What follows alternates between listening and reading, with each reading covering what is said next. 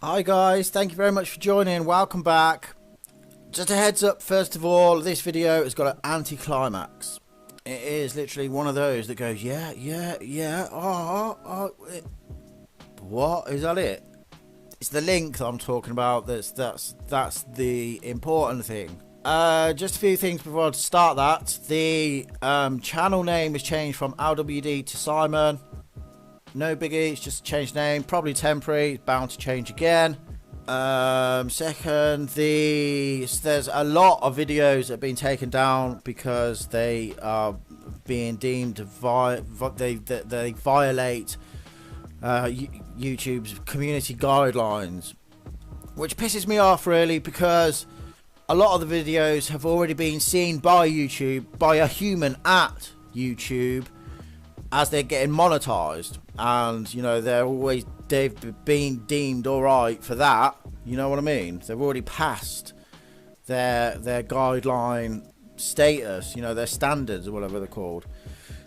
But it's just what they're doing at the moment. It's just their community guidelines. They're clamping down on all kinds of violent natured videos, which apparently having images of people's heads blown off by a shotgun is deemed as violent. I don't know. I mean, what planet are they on?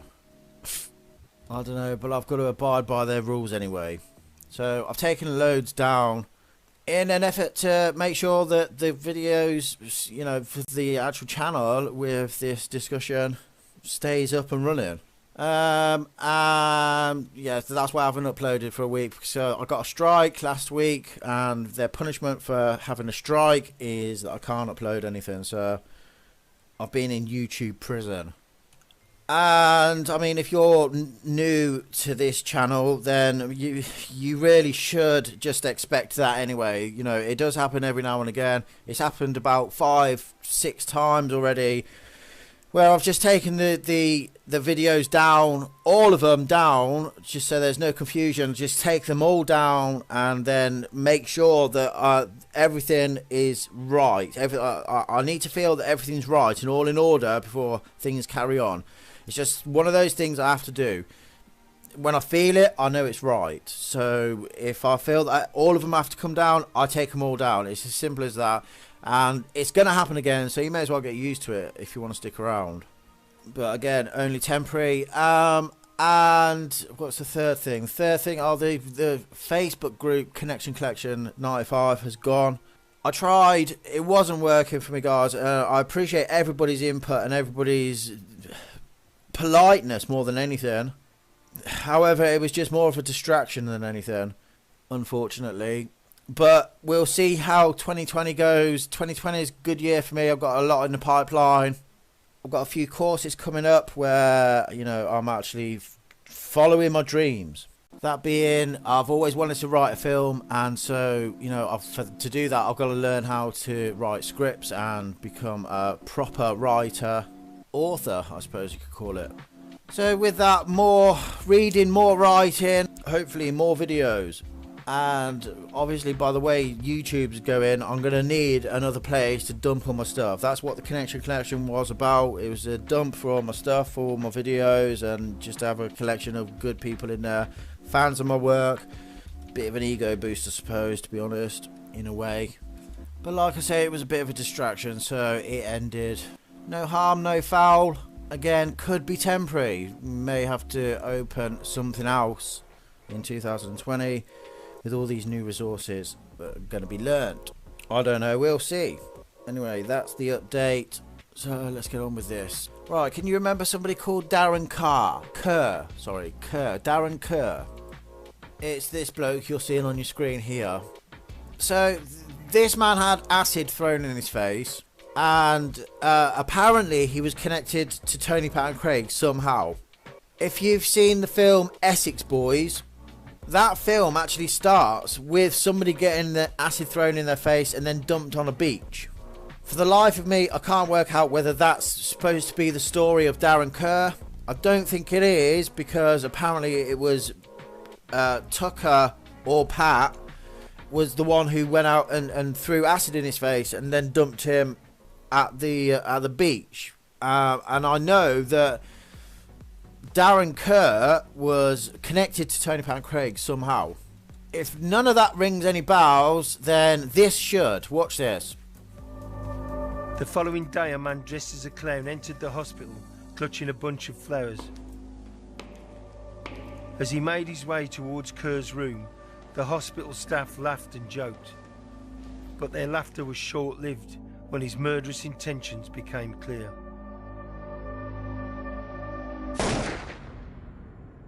Darren Kerr managed to turn away, but was blasted through the shoulder. Miraculously, he survived. Right, so that is Darren Kerr. So he had acid thrown in his face by somebody, and then he went to hospital, and then whilst he was in hospital, somebody dressed as a clown walked in with a shotgun and tried to kill him. Right, now the next thing, right, so this you're seeing on your screen is what I've been trying to look for. This isn't what, this is the article of that killing, that shooting, sorry.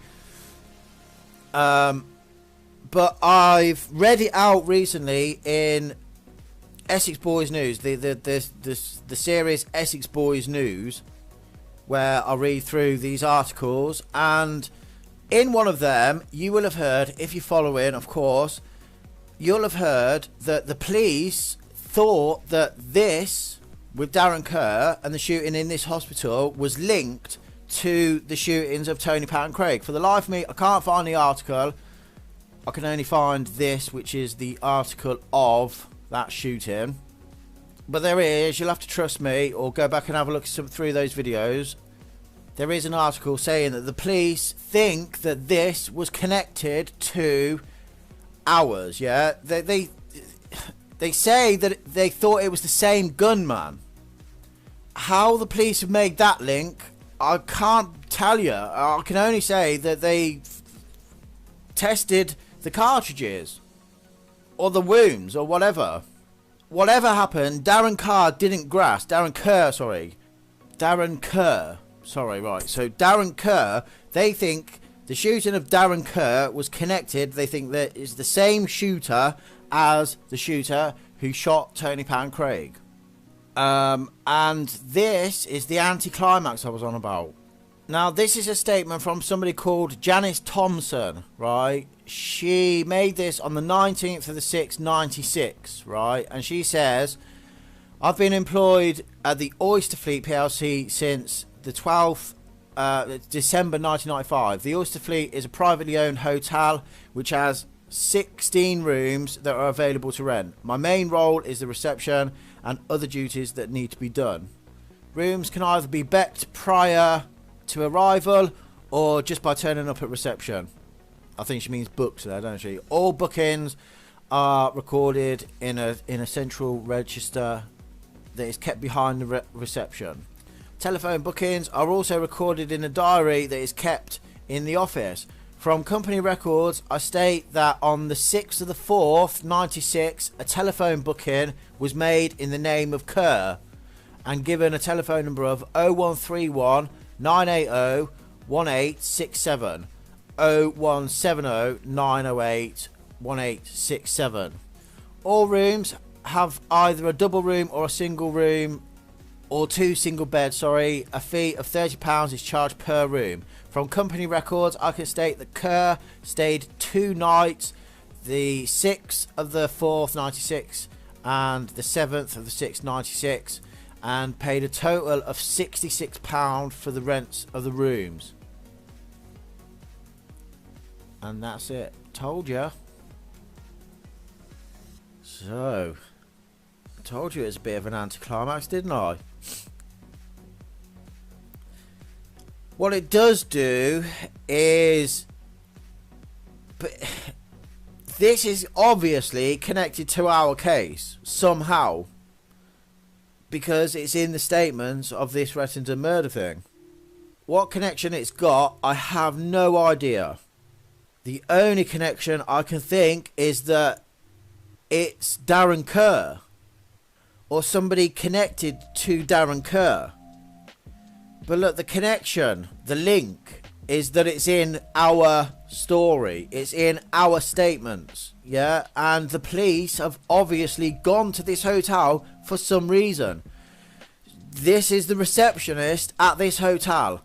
And the police are asking her questions. And she's making a statement saying, yeah, there was somebody here called, going by the name of Kerr. Now, looking at those dates, that's the 6th and the 7th of April 96. So we're talking after the murders and a month and a week before the arrests of Mick and Jack. Alright, now Googling that, it's on Canvey Island, which is in Essex. Obviously we're talking about all of these many years later, but it's saying this is what it is when you Google it today. It's Canvey Island. As you can see there, that's what comes up when you Google that hotel. That's Canvey Island. So I'm assuming that it's that's the same one. And we're talking all these many years ago. It could be completely wrong. I wouldn't know why that's connected, but it is. I have no idea. You know, that's why I'm showing you. This is just another link in the chain, and that's the Oyster Fleet Hotel. It's in Canvey Island. The police have gone to this hotel and asked to see their records, and somebody has logged in and booked in for 2 nights under the name Kerr, right? The police back in 1995, before Tony Pancraig was shot, thought that shooting in the hotel of Darren Kerr was connected to our killings. So somehow, from somewhere, it's got to be obvious that they thought this booking in, however they found that, I have no idea. That's proper detective work, isn't it? Somebody's grasped. They must have. It's connected. Anyway, there's a link there. You know, Kerr. The only person I know is Darren Kerr. Whether it is Darren Kerr who booked into this place, who knows? We're talking April time. So what's that? That's the era of Darren Nichols and what's his name?